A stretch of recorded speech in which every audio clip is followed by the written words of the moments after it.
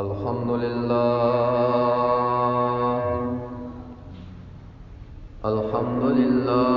रब्बिल आलमीन वल आक़िबतु लिल मुत्तक़ीन वस्सलातु वस्सलामु अला अशरफिल मुरसलीन व असअदिन नबिय्यीन नबिय्यिना मुहम्मदिन वअला आलिहि त्वय्यिबीन त्ताहिरीन वअला सहाबतिहिल गुर्रिल मयामीन वअला त्ताबिईन वमन तबिअहुम बिइहसानिन इला यौमिद्दीन वअशहदु अल्ला इलाहा इल्लल्लाह वहदहु ला शरीक लहु वअशहदु अन्ना मुहम्मदन अब्दुहु व रसूलुहु अकरम अब्दिन व अअज़म रसूलिन सल्लल्लाहु अलैहि व अला आलिहि व अस्हाबिहि अजमईन अम्मा बाद फ़क़द क़ाल अल्लाहु तबारक व तआला फ़ी कलामिहिल मजीद बअद अऊज़ु बिल्लाहि मिनश शैतानिर रजीम बिस्मिल्लाहिर रहमानिर रहीम फ़मन यअमल मिस्क़ाल ज़र्रतिन खैरन यरह आमन्तु बिल्लाहि सदक़ल्लाहुल अज़ीम इन्नल्लाह व मलाइकतहु युसल्लूना अलन नबी या अय्युहल्लज़ीना आमनू सल्लू अलैहि व सल्लिमू तस्लीमा अल्लाहुम्मा सल्लि अला मुहम्मदिन व अला आलि मुहम्मदिन कमा सल्लैता अला इब्राहीम व अला आलि इब्राहीम इन्नका हमीदुम मजीद अल्लाहुम्मा बारिक अला मुहम्मदिन व अला आलि मुहम्मदिन कमा बारकता अला इब्राहीम व अला आलि इब्राहीम इन्नका हमीदुम मजीद मौलाया सल्लि व सल्लिम दाइमन अबदा अला हबीबिका खैरिल खल्क़ि कुल्लिहिम हुवल हबीबुल्लज़ी तुरजा शफ़ाअतुहु लिकुल्लि हौलिन मिनल अहवालि मुक़तहिमी अस्सलातु वस्सलामु अलैका सय्यिदी या रसूलल्लाह अस्सलातु वस्सलामु अलैका सय्यिदी या हबीबल्लाह अस्सलातु वस्सलामु अलैका सय्यिदी या रहमतल लिल आलमीन व अला आलिका व अस्हाबिका सय्यिदी या शफीअल मुज़निबीन मुअज़्ज़ज़ सामिईन मास्ता सोड़ांदे द अल्लाह रब्बुल इज़्ज़त द मुक़द्दस किताब कुरान मजीद फुरकान हमीद बुरहान रशीद न सूरह अज़्ज़लज़ला देरशमा सिपारा गुम नंबर आयत करीमा मुबारका तिलावत रब्बुल आलमीन दे बेमाल द हक वेना कौलो पागे बांदे मुंतोलो ता द अमल कौलो तौफीक रा नसीब तेरह जुमा मुबारक बांदिना बयान शयो कि इंसान कला द सलवेख्तो न वौड़ी नो दल पकार दी च दा खपल नेक अमाल सेवा की बखैरुन की कोशिश नोर हम सेवा की और खैरुन दिखाई नो दा कम अमाल दी च सड़े उकी को मुनजदा नो इंसान को मुंज देर उगदू की गेंटत भी उकी खुस्तड़े बशी बेबस कई को रोजा निसी नो रोजाना को रोजा सूख निवले निशी पमियाश्त के द्रे ज़ला या सलोर ज़ला इंसान रोजऊ निसी नो बेबस कई نو بل داسې د خیر کار کم یو دی چې هغه انسانو کی او په خپل نیک اعمالو کې ډیرواله پیدا کی. نو د نیکو اعمالو لارې ډیری دومره دی لکه د باران د ساس کو پشان، دونه ډیرواله دی لکه د ورځې او د شپې پشان. خو ډیر اعمال شته د نیک که انسان ځان استعمالولی شي نو په ټولو کې خپل ځان استعمالوي، او که په ټولو کې نو په بعضو کې خو ځان استعمالولی شي، او که په بعضې کې نی نو روزانه خو یو نیک عمل کوا، یو نیکي خو روزانه کوا. که چېرې ته اراده لرې نو هغه په خپل ځان کې راوستی شي. رب العالمین فرمایي وما تفعلوا من خیر فإن الله به علیم، او هغه نیکی چې تاسو کوئ بېشکه رب العالمین په هغې باندې پوهه دی، د هغې ثواب د هغې اجر به تاسو له درکوي، ضایع کوي به نه. نو من خیر کی اشاره دا خیروالی د زیاتوالی ته چې خو ډېر د خیر کارونه شته دی، بنده په یو کې خو خپل ځان استعمال کا. بل ځای رب العالمین فرمایي فمن یعمل مثقال ذرة خیرا یره، د ذرې په مقدار نیکی چې وکړي هغه به الله رب العزت تا ته درښکاره کوي. تا ته بې درخایي انسان به ویني هغې لره، یرهو ویني به هغې لره چې دغه ما نیکي کړي ده او دغه د ما ته راښکاره شوه د هغه په عملنامې کې. نو د ذرې په مقدار باندې هم خیرونه شته دی. خیر صرف دې ته نه وایي چې ته به جهاد لسې خپل ځان به شهید کې، او که ځان دې شهید نه کړو نو دا خیر نه دی. نه الحمدلله نور هم د خیر کارونه ډیر زیات دي کته کې نو اعلی. بل ځای کې الله فرمایي من عمل صالحا فلنفسه، چا چې نیک عمل وکړو په دې کې د خپل فائدہ ده، د ځان د پاره وکړو، د ځان د پاره دغه د خیر کار وکړو نو دا نیک عمل دی چې دوی. بل ځای رب العالمین فرمایي فاستبقوا الخيرات، تاسو وړاندېواله وکړئ، مخکېواله وکړئ هر نیک عمل ته، باغې کې د یو بل نه وړاندې شئ. بل ځای رب العالمین فرمایي ارکعوا واسجدوا وافعلوا الخير، رکوع کوه، سجده کوه او د خیر کارونه کوه.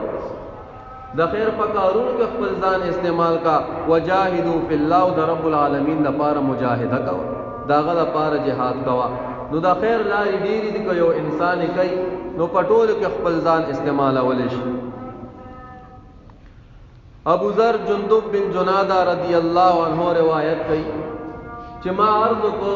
کہ یا رسول اللہ صلی اللہ علیہ وآلہ وسلم مبارکہ کم یو عمل دیر بہتر دے. نوید اللہ رسول را دا فرمائل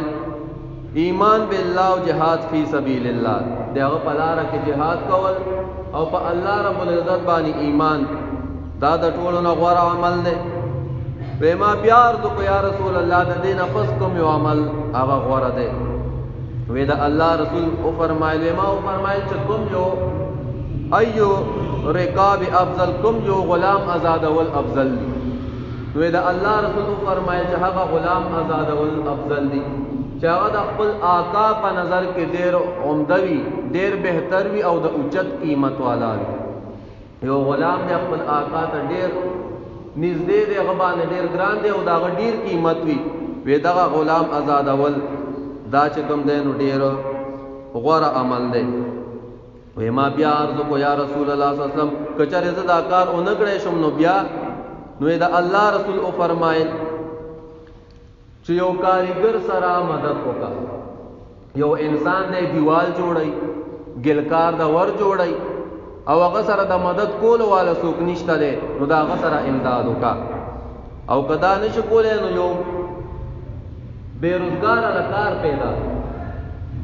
احرق جاهل ته ویلی شي. یو جاهل لره کار وګوره، یو انسان بېروزګاره د هغه له کار وګوره چې راځه هلکه په دې کار باندې د زه اخته کومه دا کار ته وکړه. وی ما بیا عرض کو یا رسول الله دا راته وښایه که چېرې زه د دې اعمالو نه هم عاجزه پاتې شم نو بیا به څه کوم؟ وی دا اللہ رسول او فرمائل چا خلق دا خپل شر نا محفوظ وسات، خلق و تخپل شر اغمر سوا. نو دے حدیث مبارک کے دا صحابہ کرامو رضی اللہ تعالی عنہم دا غي ته جذبه بیان دی چې غي کو هم دا تاسو کول چې اے د الله رسول کوم یو عمل افضل او بهتر دی چې مونږه هغه وکړو او انسان په کمال ته ورسیږي. خو زمونږ په دې زمانه کې دغه صفات په خلکو کې ډېر کم موجود دی. ډېر کم خلک وي چې هغه دغه تپوستانو کې چیرې کم داسې عمل وي چې انسان هغه وکړي او کامیابی ته ورسي. د صحابه کرامو دغه تپوسونه ځکه هغه ته پته و چې کامیابی هم په دې کې ده، نو نیک اعمال غوره عملونه او بهتر انسان پسې بګرځیدل چې په مونږه کې دغه صفات رب العالمین پیدا کړي. نو رسول الله مبارک او فرمایل چې ایمان بالله او جهاد فی سبیل الله دی. غلام آزاد کا د یو کاریګر سره مدد کا یو چاله کار وګورا او بل ضرر خلکو ته مور کا ځکه ضرر چې خلکو ته ورکې نو داغه ګناهونه پتا باندې اچولې کیږي، نو خپل ځان له نقصان ورک خپل ځان باندې داغه ګناهونه چې کم درا انبار کل او بل چې کم دا د خلکو سره محبت ساته مینا کوا ځکه دا د مسلمانانو ترمنځ چې کم د مینا او محبت سیوا کوي. یو چا سره اخلاق استعمال کا خلکو له ضرر حاصل مس مو ورکوا. د دې دا مطلب نه چې یو مجرم له سزا نشي ورکولای، نه مجرم له سزا ورکولای شي. لکه استاد وای دا هغه مدرسې ته نزي، سبق نه نزي، سکول نه نزي او پلار راولګي د دې بچی نه یو سپېړه وکړه، نو دا خو شر ور رسول نه دي کنه خپل بچی ته، بلکې دا خو خیر ته ورسو. هغه له خیر ورکو ځکه په دې سپېړ کې داغه فائدہ داغه پکې خیر پروت تا، نو دا خپل زر ضرر او د خلکو ته مو ور رسوا، د خپل شر نه چې کوم د خلک محفوظ وساته. الله رسول دا خبره د دې لپاره او فرمایله چې په اکثر نفسونو کې شر پروت وي. چا سره چې ودري کې هغه له ضرر ور کوي، هغه پسې بغیبتونه کوي، دا هغه چې کوم دا کمې په بیان نه. نو ذکر رسول الله مبارک فرمایل چې دا خپل شر نه د خلک محفوظ وساته، دا هم ستاده پار نیکی ده، په خپل بدن باندې ستاده پار صدقه ده او نیک عمل ده. چې نور څه نشي کوله په دې اعمالو کې د شپږ اعمالو کې نور څه نشي کوله، نو دا خو کولای شي چې یو چا پسې لګی نه، یو چا له ضرر نه ورکې، د بل غیبت مکوا، دا هم نیکی ده او ستاده پار پکې خیر ده. ابو ذر رضی الله تعالی عنہ مبارک فرمایي، د مسلم شریف حدیث مبارک تھا چې رسول الله مبارک فرمایل پتا سو کې د هر یو کس په جوړ باندې د سبا په وخت باندې یو صدقه ضروری ده. نو هر تسبیح، هر سبحان الله ویل صدقه، هر الحمدلله ویل صدقه، هر لا اله الا الله ویل صدقه، هر الله اکبر ویل دا صدقه ده. د نیکی حکم کول صدقه ده، د بدینا من کول هغه صدقه ده، او د دې ټولو کارونو لپاره چې کوم دا د دوحا مونږ هغه کافی کی. د دې لږ بجوم رسول الله مبارک فرمای چې د دې ټولو کارونو لپاره ته د هر جوړ د انسان په بدن کې 380 جوړونه دي، نو ته چې د دې صدقه ورکې نو 380 صدقې بکې نیکې نه بکې. نو ته چې سلزلی سبحان الله او سلزلی الحمدلله او الله اکبر او لا اله الا الله نو څلور ته وزل شي. رسول الله مبارک فرمایي چې د ټولو کارونو د کافی کولو د پاره صرف هغه چې کم د دوحا مونږ ده صاف مونږ وته خلق وای د صبحونه والا ترزاواله پوری کیږي، دا دغه ټیم ده. رسول الله مبارک فرمایي چې دا د دې د پاره کافی شافي چې کم انسان دغه کارو کې او 2 رکعات نفل هغه د لسو بجو کیو. نو په دې حدیث مبارک کې منتدا ترغیب راکړي چې بندا د نیکی ډېرې لارې دي، چې یو نیکی نشي کولی بل او که سبحان الله وایا الحمدلله وایا د رب العالمین ذکر وکړه، دام چې کم د نیکی دا استا پکې چې کم دی خیر پروت دی، ستا د پاره پکې فائدہ ده. بل حدیث مبارک هغه هم مسلم شریف راوړی دی. ابو ذر رضی الله عنه مبارک نه روایت دی چې رسول الله مبارک فرمایل با ما باندې زما د امت خو او بد عملونه پیش کړی شول، نو ما په هغه کې خو عمل دا بیا موندو چې زما یو امتی د لارې نه یو ضرري شی هغه لري کې او سیټ دی ودا خو عمل دی، او په بدو عملونو کې مې دا بیا موندل چې یو انسان په جماعت کې اوتو کې لاړې پکې اوتو کې او پاغه باندې خاور روان شي، په خوا پر جماعتونو کې بخاور پرتی نو که چاو پکې اوتو کول نو هغه باندې خاور رواجول نو هغه اثر به پټ ښکاری دی بنا نو رسول الله مبارک فرمای چې د لارې نه دغه ضرري شی لري کول چې کوم دی وېدام د ستا د پاره نیکی ده، ستا د پاره پکې فائدہ پرته ده. او بل د جمعات د ادب او د جمعات د صفائی اهتمام پکې مونږ ته راکړی شوی چې تاسو د جمعات صفائی کوئ، د هغې خیال ساتئ، څه شی پکې پروتي هغه بار ته لړه کا، او که څه شی دې پکې وغورځول نو بیا رسول الله مبارک فرمایي چې دا بدو عملونو نه ماته ښودلی شوی دی. بیا بد عمل ده چې ته په جمعات کې یو داسې شی لړه کړي چې هغه یا پلیتي وي یا بل شی وي. نو رسول الله مبارک فرمایي چې تاسو د جمعاتونو خیال ساتئ او د لارې نه ضروري شی چې کوم ده سیټ ته کوئ، دام ستا د پاره د نیکۍ یو لاره ده چې ته اختیار کړي نو رب العالمین به دې کامیاب کړي. د مسلم شریف حدیث مبارک تا همدغه ابو ذر رضی الله عنه مبارک نه روایت ده چې د رسول الله مبارک تا خلق عرض کو یا رسول الله صلی الله علیه وسلم مالدار خلقو کو ټول اجرونه یوړل، کم چې مالدار دی هغه کو ټول اجرونه یوړل، څنګه چې مونږه مونږ کو هغه یم مونږ کوي، مونږه روجی نسی هغه یم روجی نسی، خو لیکن د دې نه علاوه هغه د خپل ذاتی مال نه چې کوم دا صدقې ورکوي، خیراتونه ورکوي، نو مونږه خو غریبانان یو، مونږه خو دغه کارونه نشو کولی. نو رسول الله مبارک ورته فرمایل چې آیا رب العالمین ستاسو د پاره هغه شی نه دی پیدا کړی چې باغې کې د ستاسو د پاره خیر دی، نیکی پکې ستاسو د پاره پرته ده؟ که دا عمل نشئ کولی،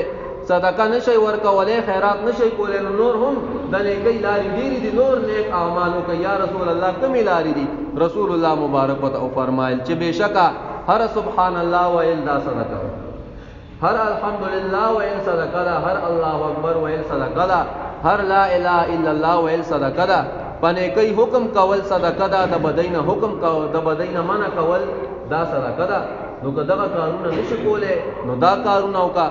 نو په دې حدیث مبارک کې د صحابه کرامو رضوان الله تعالی عنهم اجمعین دا غي د جذبې بیان دی پکې چې د یو بل لبو په نیکینو کې مخکې کېدل، لکه رب العالمین فرمایي فاستبقوا الخیرات، تاسو د نیکۍ د خیر په کارونو کې وړاندېوالی او کوي، مخکېوالی او کوي. نو دا د صحابه کرامو جذبه ده او موږ ته رسول الله مبارک راښایي چې تاسو هم دغه شان جذبه په ځان کې پیدا کړئ، د نیکۍ په کارونو کې وړاندېوالی او کوي، مخکېوالی او کوي.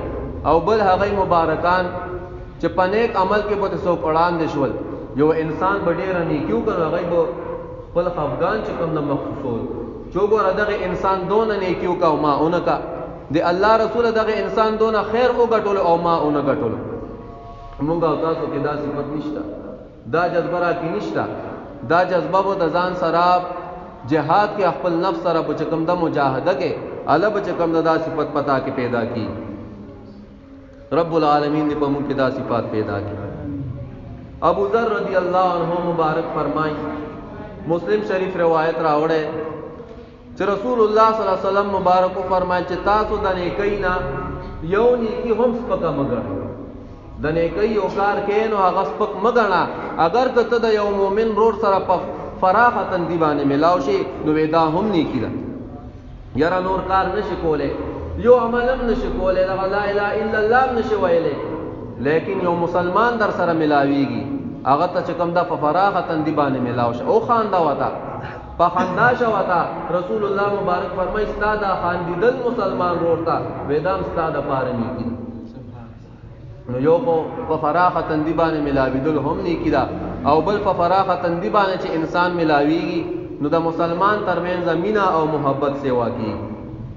حضرت عائشہ صدیقہ رضی اللہ تعالی عنہا مبارک فرمائی چې د الله رسول ارشاد او فرمایلو د آدم علیہ السلام په اولاد کې په هر انسان باندې چې سبا کیږي نو 380 جوړونو باندې سبا کیږي، نو دی به څه کوي؟ دی به دغه په بدل کې دغه نعمت په بدلې کې به شکریا ادا کوي. نو هغه شکریا څه شی ده؟ د الله رسول فرمایي سبحان الله ویل، الحمدلله ویل، الله اکبر ویل، لا اله الا الله ویل او استغفر الله ویل. دا نیکی ده، دا دغه شکریا ده. وې دا کارونه چې د انسان وکړل د 380 تعداد مطابق د بدن منع وکړه او په نیکۍ باندې حکم وکړو، رسول الله مبارک فرمایي چې دغه انسان به دا ورځ په داسې حال کې تیره کړي چې د خپل ځان د اور نه بچ کړی وي، خپل ځان به د جهنم نه بچ کړی وي، خو مخکې حدیث کې تیر شو رسول الله مبارک فرمای د دې ټولو کارونو داغه د پاره کافی شافی چې کوم داغه د دوحا مونږ ده چې انسان یو کې د لسو بجو کې 2 رکعاتو نواله اتو رکعاتو پورې ده د الله رسول فرمای دی په داسې حال کې دا ورځ تیر کی چې د خپل ځان د جهنم د اور نه بچ کړي وي امام بخاری امام مسلم رحمت الله تعالی علیهما حدیث راوړه ابو هريره رضی الله تعالی عنہ د حدیث راوی دا چې د الله رسول او فرمایل کوم انسان زما امتی دا چې سبا یا ماقام کې بیگا کې د مسجد طرف تتلل کوي مسجد طرف تزي نو رب العالمین د د پارا په جنت کې مل مسجد تیار ہے نزل ویل شي مل مسجد هغه خوراک هغه شی چې د ملمه د پارا هغه انسان تیاری لکه یو انسان کور ته ملمه راشي نو دی ولا زبردست عوام تیاری ځکه چرته خفن شي هم داسې لاړ نشي هغه توغان چې پاغه کې ملمه ته تکلیف اون رسی او بو ته تواچه درستخان وته تیوډ کی روټي وته تکی دی دغه نه پس به دغه ملما شکریام ادا کی چې رب العالمین د تاسو رخو کی تعالی دی الله جزای خیر دې چې تم لراله او تم دعوت قبول نو مسجدونه دا د رب العالمین کورونه دي نو رسول الله مبارک فرمای کم انسان چې د رب العالمین کور تزي او ډیر دي نو رب العالمین دغه انسان له جنت کې مل مستیا تیاری نو په دې حدیث مبارک کې منتدا ترغیب ده چې سار او ماقام د الله رب العزت کور ته وردا مسجد سره مینا ولرا د خپل بچو او د مسجد سره مینا پیدا کړه موږ چې ماشوم جمعه تراشي او تیل جمعه ته بهر کې چې پاسه وځه نه ادب وته دغه بچي دغه د آرام کې نه د جمعه نه مو باس ابو هريره رضی الله عنه مبارک فرمای امام بخاری امام مسلم رحمت الله تعالی علیهما دا حدیث راوړه چې رسول الله مبارک فرمایل الایمان بدع و سبعون او بدع و ستون شعبه دراوی پاک شرط وی رسول الله مبارک فرمایل چې د ایمان صدا پاس او یا صدا پاس شپېته شعبې دي شاخونه دي افضل پدې کې چې کوم د لا اله الا الله او ادنا پدې کې چې کوم دا هغه د لارې نه یو مضر شی لري کول دي او حیا هم ودا د ایمان یو شعبه ده نو پدې حدیث مبارک کې مونږ ته دا ترغیب دی چې هر کله د ایمان دومره زیات شعبې دي نو په یو کې خو ای زما امتی په یو شعبه کې خو خپل ځان استعمال په یو نه کوي کې خو لګا وغني کی تر سره کا او په پټولو کې د ځان استعمال کو به خو نورم غره خبره خو بعض داسې دي چې هغه د مونږ د وسنه بهر لکه خلافت اسلامی قائمول دا خو مونږ نشو راوسته ولیکن دومره دا چې په زړه کې به سره مینا لري او منی به نو په دې حدیث مبارک کې منتظر راخی رسول الله مبارک چې دا خیر لاري ډيري دي په یو کې خپل ځان استعمال کا او بل دا چې د ایمان مشابهت دونه سره ور کړي د دې دا مطلب نه دا چې کنيونه ګوريږي ډيريږي نو ایمان هم سیوا کیږي نه دا مطلب نه دا ایمان مومن به نه دا مومن به پورا دی ایمان پورا دی ایمان نه کمیږي او نه سیوا کیږي بلکې د ایمان قوت سیوا کیږي او د ایمان قوت کمزوري کیږي ایمان لا کمزوری ورځي او ایمان لا قوت ورځي ایمان سیوا کیږي او کمیږي نه د دې مشابهت د دې د پاره ور کړي دي چې څنګه یو انسان یو بوټي او کوي او اونې او کوي نو دا غي د کامیابی یو سولاری دي هغه بوټي ته بوته او باچه خوراک به ورکه هغه ته بلان دې صفا کې تا چې بوټي او کړلو نو دا غي د خواته په پجورلو کې ګند بوټي روزي غیا به روزي نو ته بزان سره رمبيو سه واغزه به بوټ کې هغه به وي هغه به صفا کې نو دغه شانتي ایمان هم دا چې رب العالمین د ایمان درکنه د خپل ایمان و اول صفا کې د شرک نه د بدعت نه د ریاکاری نه د غیبت نه دا ټول هر څه به نن لري کې صفا او کامل ایمان به پاتې شي نو دغه ایمان به انسان له ترقی ورکوي او کامیابی درجه ته رسي نو څنګه چې اون سلور شي دونو ته ضرورت لري د کامیابی دوه د پاره یو د دې جرړه مضبوطه پکار بل د دې د پاره تنه ضروری ده د دې د پاره اوچته سانګه پکار دي او بل پدې بوټي کې میوه پکار دي او خوشبودار میوه پکار نو چې دغه شانونه وینو دا کامل او نوی او خيستاونه وي نو دغه شان دي ایمان د ایمان د پاره د یو څو خبرو ضرورت ده یقین بالله او دغه پر رسول باندې بستا یقین وی چې د الله او د الله د رسول دا وینا چې کومه ده نو دا حق وینا ده. او بل یو کار چې کینو د رب العالمین د پاره به کې پاغه کې به ته د رب العالمین رضا لټه نیک نیک اعمال وکې چې رب العالمین د رضا شي. او بل په دیونه کې سانګي دا سانګي چې کوم دي دا د ایمان دا واړه او نیک اعمال دي. څنګه چې په بوټو کې غټ او واړه لاړی وي دغه شان د په دې عملونو کې او واړه غټ وي، یو فرض وي یو مستحب وي. نو د مستحب پر خودلو باندې ایمان نه خرابېږي، ایمان ته نقصان نه ورځي. لکه د بوټي نه تا واړه واړه لاړی کټکل نو هغه بوټي خو هغه سره نه خرابېږي. او کچری د دې بوټي نه غټ غټ لاړی اول نو بوټي دې خراب. دغه شانتي ایمان د چکل د فرض مونږ پرې خودو فرض عبادت ته پرې خودو نو تا خپل ایمان ته ډیر زیات نقصان ورسو. رسول الله مبارک فرمایي چې چا مونږ پرې خودو دغه انسان کفر او مطلب دا شو چې دغه انسان خپل ایمان ته ډیر زیات ضرر ورکو، نو خپل ځان د ضرر نه بچ کول غواړي. بل په دې بوټي کې میوه پکار ده، میوه په دې بوټي کې پکار ده ځکه چې دې بوټي دې میوه ته ضرورت وي. سویره خو کوي خو لیکن میوه پکې نشته نو دا کامل بوټی نه ده. نو دغه شانته په انسان کې اخلاق ضروری دي،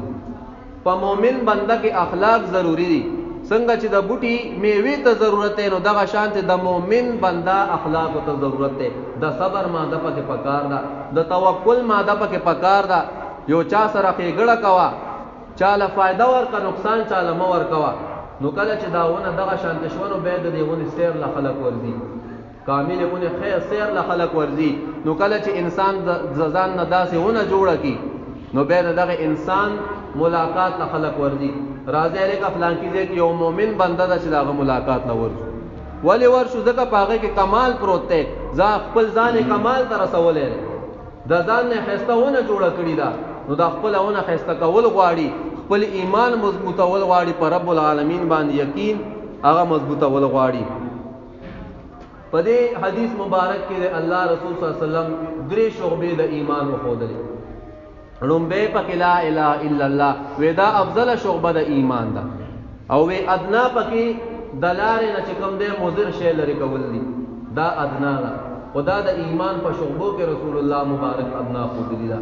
دا دون افضل عمل نه چې رب العالمین د دې عمل په ذریعہ باندې انسان د دوزخ د اور نه بچ کی او جنت ته داخلي.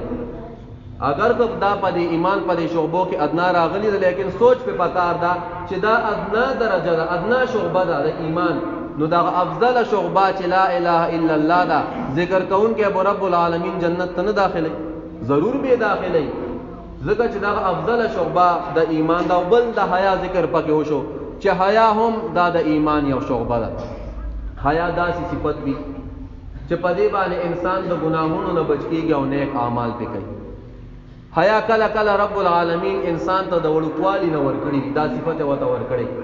او کله کله به ته دا صفت په خپل پزان کې را پیدا کې. دا ماده په انسان کې پرتوي لیکن مړوي د دې ته ذهني متوجه وتني. نو دا به ته په خپل ځان کې را پیدا کې او خپل ځان سره به جهاد کې ته یو کار کې الکه زدا کار کوم دا د حیا والا کار دی کنه د بے حیايي والا کار. نو دغه شان د خپل نفس سره جهاد کې او دا حیا په پزان کې را پیدا کې. نو کوم انسان چې حیادار جوړ شو نو دا ډیر اوچت انسان دی. ابن حبان رحمت الله علیه په روضۃ الاوکلا کې یو روایت راوړی تاریخي روایت هغه فرمایي وکړه چې آدم علیه السلام مبارک زمکه تراکوز شو نو د تدریش دونه ور کړی شو،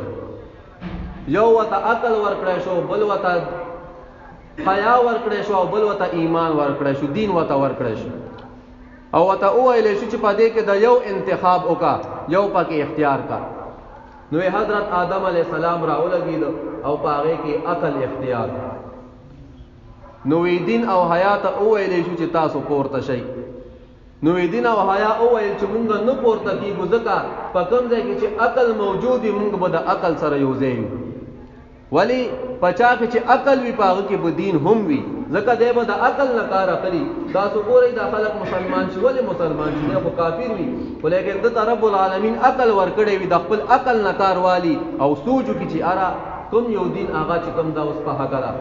يهوديت تا نصرانيت تا یا اسلام دا کوم یو ز انتخاب کم. نو رب العالمین ولا عقل ور کړی وي. نو کوم انسان کې چې عقل وي په دغه انسان کې بدین هم موجود وي. یو کار چې کوي د بيدینۍ بنه کوي یره زدا کار کوم دا په دین کې شته پدې باندې الله او د الله رسول رضا کیږي او کنه دا بيدینی د دې به عقل نه کار اخلي یو کار کوي دا د حیا والده او کدا به حیايي دا د خپل عقل نه به کار اخلي او پاغه باندې به سوچ کوي نو پچا کې چې عقل موجودي پدې کې به دین هم موجود وي پچا کې چې دین موجودي پدې کې به حیا او عقل هم موجود وي پچا کې چې حیا موجود وي دغه انسان به دیندار هم وي او دغه انسان له رب العالمین عقل هم ورکړي نو دا حدیث مبارک مبتدا ترغیب راکړي چې دا سو د ذکر اسکار ډیر کوي لا اله الا الله ډیر وایز ولی ځکه چې دا افضل شعبہ هغه د ایمان دا او د لار نه مضر شی لري کوا او بل دا چې پزان کې حیا پیدا کانو چې کله کې دا صفات پیدا شي نو رب العالمین به به کمال ته ورسي ابو هريره رضی الله عنه مبارک فرمای چې رسول الله صلی الله علیه و آله وسلم مبارک ارشاد فرمایله ده چې ما یو سړی ولیدو چې هغه په جنت کې ګرځیدو چکرې پکې والی او دا په جنت کې ولې ګرځیدو د دې وجه نه ګرځیدو چې دغه سړی هغه ونه د لارې نه ریکړی وا چې هغه ونه د لارې په میانس کې و دغه ونه چې لري کوي رب العالمین هغه او بخلو جنت ته داخل ولې ځکه چې یو شی په لار کې ولاړ وي او دا مسلمان له تکلیف ور کوي وې دغه شی چې تلری کې نو رب العالمین به دې جنت ته داخل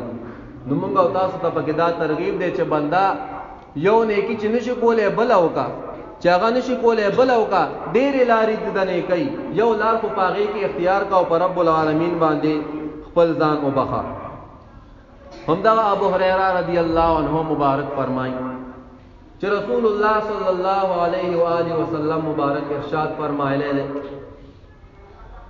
چوکم سړی خې طریقې سره او دس وکړي د جمعې په ورځ باندې خې طریقې سره او دس وکړي او بیا راشي ډېر توجه سره او خاموشي سره دغه انسان کینی او خطبه واوري نو رب العالمین دغه انسان دی وی جمعې نه کوم چې تیر شي دا تر دې جمعې پورې پدې مینس کې چې د څومره صغیره ګناهونه کړی وي رب العالمین وته هغه معاف او یک چره دغه انسان کانی مسکل په خوا به د جمعهتونو کې پاغه وخت کې کانی پراتو د سجدو لګولو د پاره نو یک دغه سړی ان دغه کانی مسکل دغه کانو سره لوبي وکي نو دغه ثواب ضایع شو خپل ځان دغه ثواب نه محروم کو دغه ثواب د ضایع شو نو په دې حدیث مبارک کې مونږ او تاسو ته دا ترغیب راکړي تعلیم راکړي چې دغه یو نه کې دی وکا خشان سره د او دسو کو او راغي او امام خطبه دی واوري د پډېره توجه سره او خاموشي سره نو د لسو ورځو ګناهونه د رب العالمین معاف کوي ځکه حدیث کې راځي 3 ورځې په د پاسه نو ورځ د اپتیش وی او 3 ورځې په د پاسه د لسو ورځو ګناهونه دتا رب العالمین په د غیبینه کوي باندې معاف کی چې تراسه او توجه سره کینی او د امام خطبه واره او په خشان سره د اودس کړي خشان سره اودس دا مطلب د چې انسان نو زیت او استعمال کی هونه کم استعمال کی او پورا اندام ته کوم دا غو او بورسي د سنت په طریقې باندې خپل اودس جوړ کی نو دې ته ویلې شي په خو طریقې سره اودس کول رسول الله صلی الله علیه و آله وسلم مبارک ارشاد دے امام بخاری و امام مسلم رحمت الله تعالی علیہما دا حدیث راوړی دی من صلی البردین دخل الجنه وچا چې دو یخ منځونه وکړل نو رب العالمین بدغه انسان جنت ته داخل کی یخ منځونه مراد یو د سبعی منځ دی او بل د مازیګر منځ په دې دوه ټیمونو کې په انسان باندې ډیر زور وي د سحر په ټیم کې په د شیطان زور وي ځکه درې غټي ورکولي تاسو ته ما حدیث بیان کړو چې شیطان راشي او د درې غټي د سټړق کې ویر کی نو هغه قلاول خو ډیر ګرانش چې انسان حرکت کوي نه کوي او همت نه کوي نه را پاسي نو غټي خو په خپل نه کولاوي ترڅو پورې چې دا را پاسي دلې نو چې دا انسان دغه سحر په ټیم کې را پاسي او جمع لراش جمع سره منځو کې او د مازیګر په ټیم کې به کارونو هم زور راوړي د مازیګر ټیم شي کارونه انسان د پاسه راشي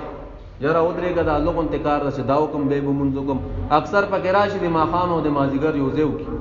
د تراشي ماخام ته 2 منټه یا 1 منټ پاتې وستاجي جمع منځ کیږي او کیږي وکا بس خو چې هغه کوي د ماخام اذان ورسې روالي د مازیګر او د ماخام یو ځو نو دا نارسته د ځان نه وستل پکار دی بلکې د جمع اهتمام کول پکار دی نو یو په دې حدیث کې دا ترغیب دی چې جمع سره منځ کوي جمع ته حاضرې گئی په دې دوه ټیمونو کې او بل پکې دا فائدہ پرته دی چې د دې دوه ټیمونو منځونه هغه اوکل جمع سره نو رب العالمین به جنت ته داخل کی. نو الله رب العزت مونږ او تاسو ته په دې خبرو باندې عمل کولو توفیق را نصیب کی. ځکه رب العالمین فرمایي چې د ذری عمر نیکی چاو کا د نیکی ډېرې لارې دي، یوې لارې کو خپل ځان اختیار کا، نور څه نشي کولای، چا سره مدد نشي کولای، یو چا سره پړ نشي اوچتولی، یو چا ته لاره نشي ښودلی. نو دومره خو کوه چې په دې ذکر اذکار کې خپل ځان مشغول ساته کا، خپل ځان په دې ذکر کې مشغول ساته. دا خبره مونږ بار بار کو چې د رب العالمین ذکر دا ډیر لوی عبادت دی، او د جمع نه پس ذکر کول رونو دا د قرآن مجید هغه حکم دی. رب العالمین فرمای فاذا قضیتم الصلاة فاذکروا الله. سورہ نساء ہاں سورہ نساء آیت نمبر 103 کی رب العالمین فرمای فاذا قضیتم الصلاة فاذکروا الله. چې کله تاسو منځ کو نو رب العالمین یاد کړئ، د الله ذکر وکړئ. نو اوس خو قرآن حکم وکړي چې د الله ذکر د مانځه نه پس وکړئ. نو اوس به دا مونږ څنګه کوو؟ یاره په اوچت आवाज به کوو، یا په زړه کې به کوو، یا په معمولی आवाज سره به کوو، په کمزوري आवाज سره. نو راشه د رسول الله مبارک طریقه وګور. د مسلم شریف حدیث تا حضرت عبداللہ رضی اللہ تعالی عنہ مبارک فرمائیں، ابن جابر رضی اللہ عنہ چې رسول الله مبارک بو چې کله به فرض منځ وکړو اذا سلم من صلاته یقول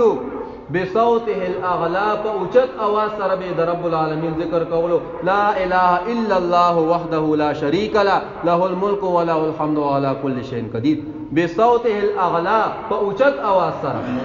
نو کو یو انسان یې چې اوچت आवाज سره ذکر کول د فرض مانځنه پس دا بدعت دی، نو موږ ته چې دا بدعتي دی. ځکه تا د رسول الله مبارک طریقه پرې خو دي، دا مونږ نه د پرې خو دي. مونږ په هغه عمل کوو چې رسول الله مبارک کړی دی. او د مسلم شریف حدیث مبارک تا چې رسول الله مبارک به د فرض مانځنه پس اوچت आवाज سره ذکر کو. دویم حضرت عبداللہ ابن عباس رضی اللہ تعالی عنہما دا حدیث راوی هغه فرمای ان رفع الصوت بالذکر، په ذکر باندې اوچت आवाज سره، په ذکر باندې आवाज اوچت اول حين ينصرف الناس من المكتوبه، چې کله به صحابه هغه وخت خلک سوق خو صحابه وکړ، چې کله به صحابه د فرض مانځنه پس را وګرځیدل مکتوبه ټکي د پکې، چې کله به د فرض مانځنه پس را وګرځیدل کان غلا عهد النبي صلی الله علیه وسلم، ودا په رسول الله مبارک په زمانہ کې رواجو چې د فرض مانځنه پس اوچت आवाज سره ذکر کول. دا د صحابه کرامو طریقه ده، دا د رسول الله مبارک سنت دی، بلکې د قرآن مجید حکم دی. رب العالمین فرمایي چې کلم منځو کو نو رب العالمین یاد کوي، د رب العالمین ذکر وکړي. وما علینا الا البلاغ واخر دعوانا ان الحمد لله رب العالمین. اللهم اهدنا فيمن هديت وعافنا فيمن عافيت وتولنا فيمن توليت وبارك لنا فيما اعطيت وقنا شر ما قضيت فانك تقضي ولا يقضى عليك انه لا يذل من واليت ولا يعز من عاديت تبارك ربنا وتعاليت. اللهم ربنا آتنا في الدنيا حسنة وفي الآخرة حسنة وقنا عذاب النار.